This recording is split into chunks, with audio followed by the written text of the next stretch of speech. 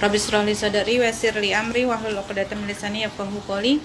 Assalamualaikum warahmatullahi wabarakatuh. Ibu-ibu, sudah menjelang maghrib ya.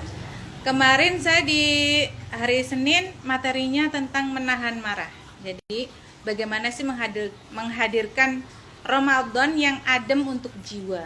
Nah, saya sebenarnya rangkaian Ramadan itu panjang, kurikulumnya panjang, lengkap seperti yang adik Kalista baca tadi.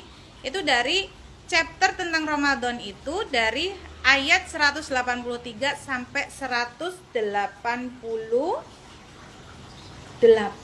Berapa ayat tuh, Bu? Dan dia hampir 1,5 halaman dan semuanya lengkap. Subjeknya siapa, yang disuruh siapa, juknisnya lengkap ya. Sampai ada detail-detailnya itu Allah jelaskan. Dengan tujuan apa? Dengan tujuan tidak ada yang salah langkah dalam menerapkan kurikulum yang sedang Allah terapkan kepada kita setiap tahun, sebulan sekali saja.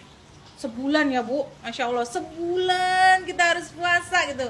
Udah ada yang mulai libur? Kena rukhsah? Alhamdulillah. Saya kayaknya sebentar lagi kena rukhsah nih.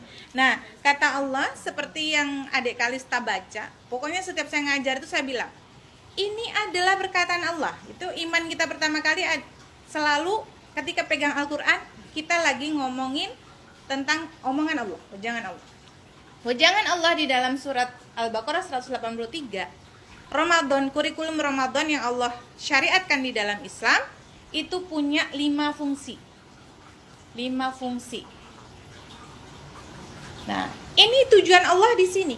Setiap syariat Allah itu memiliki tujuan, memiliki fungsi.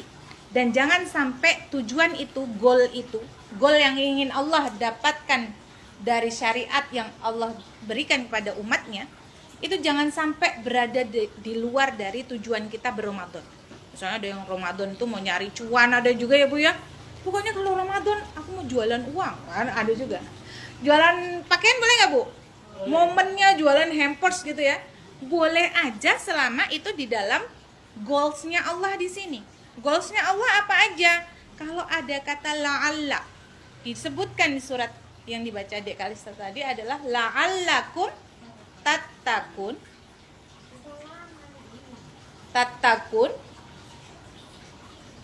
tashkurun yarshudun. Ini 3 ini. Tapi 3 ini harus dilatih agar terjadi baqiyatus sholihat. Ketika sudah terjadi baqiyatus sholihat, kita mampu lulus cum laude. Cum laude-nya di tiap ujian Ramadan itu seperti UAS-nya kita tiap tahun. Kalau ibu tidak berhasil menerapkan ini, nggak dapat 10, ini nggak dapat 10, ini nggak dapat 10, maka nggak akan terjadi disebut dengan pinter yang ajek, soleh yang ajek gitu. Kalau udah pinter yang ajek, nanti lama-lama tiap ujian dia akan cum laude. Ya, kita ngukur deh, ngukur apa aja sih perangkat-perangkatnya Allah di sini. Apa sih kalau dulu guru itu ini ya, targetan-targetan yang perlu dipenuhi dari murid itu kan ada. Nah, ini juga ada targetannya. Murid-murid ini yang ada berada di dalam kurikulum Ramadan ini, gimana tatakunnya, gimana tashkurun. Ini komponen tatakun saja ini banyak sekali. Tatakun, Ibu, dan di sini yang subjeknya adalah ya ayyuhalladzina amanu. Yang diperintahkan adalah mukmin. Mukmin itu dia beriman, tapi imannya itu tidak akan sempurna kalau dia tidak bertakwa. Dan takwanya kita juga bertahap. Takwa itu kan berarti apa, Bu? Takwa melaksanakan perintahnya dan menjauhi larangannya. Perintahnya banyak nggak, Bu? Banyak. Larangannya banyak. Berkaitan dengan ibadah fisik juga ibadah hati. Misalnya kita udah berapa syariat sih yang sudah kita laksanakan di dalam Islam ini? Kadangkala sholatnya iya, tapi puasanya masih bolong-bolong, masih compang-camping. Itu dari ibadah fisik. Kadangkala sholat ibadah-ibadah wajibnya iya, tapi ibadah-ibadah sunnahnya masih compang-camping. Ada juga ibadah hatinya, ibadah jiwanya. Misalnya dia untuk sabar iya, tapi apa dari sisi yang lain dendam, dengki gitu itu masih ada gitu ya. Kadangkala dia orangnya rajin gitu kan, mujtahidunnya, mujahadahnya bagus, tapi dari sisi kesabarannya masih compang-camping. Orang-orang itu memiliki pakaian takwa yang masih, ketika kita berburu pakaian takwa yang nanti kalau kita suatu saat sudah sampai di negeri akhirat itu kita berjumpa dengan Tuhan kita dengan pakaian takwa terbaik, yang kita hiasin dengan puasa, yang kita hiasin dengan sabar, yang kita hiasin dengan sholat yang ikhlas, yang khusyuk gitu kan. Jangan sampai kita berjumpa dengan wajah Allah dengan kondisi yang bolong-bolong. Ternyata kan kemarin itu saya bahas tentang marah. Marah itu tentu harus, karena dia itu adalah sumber masuknya setan. Maka marah itu berkaitan dengan skill tentang memaafkan. Nah, ini nanti yang akan saya kesini. Ibu, tatakun ini tadi, kita ingin memakai baju takwa yang terbaik ketika kita mengakhiri kehidupan kita dengan husnul khotimah pastinya.